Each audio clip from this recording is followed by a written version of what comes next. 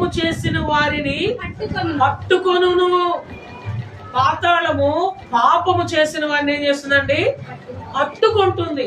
మనమందరం కూడా పాపములో పడిన వారిగా ఉన్నాం. మనలో ఉన్న పాపమును బట్టి మనం పాతాళానికి పాత్రులముగా ఉన్నాం. ఈ పాతాళము చేత పట్టబడిన మనలను ప్రభు అయిన దేవుడు ఉద్ధరించడానికి ఏం చేసినాడయ్యా అంటే అట్టి పాతాళములో నుండి మనలను పైకి లేవనెత్తాడు. చూడండి మాట, మొదటి సమయాలు గ్రంథము 2వ అధ్యాయము 6వ వచనం. మొదటి సమయాలు గ్రంథము 2వ అధ్యాయము 6వ వచనం. జనులను సజీవులుగాను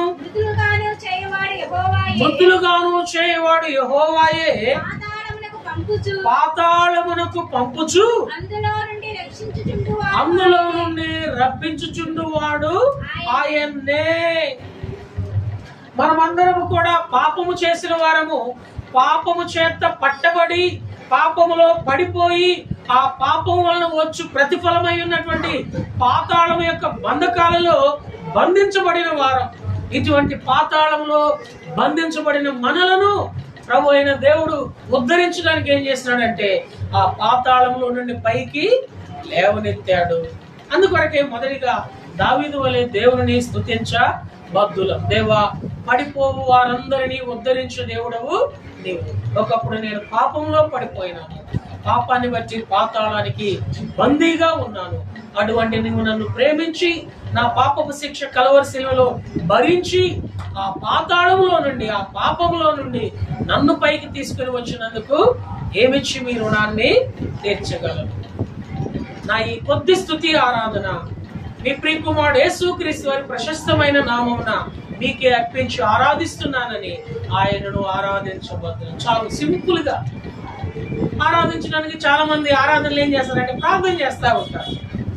ఆరాధన వేరు, ప్రార్థన వేరు.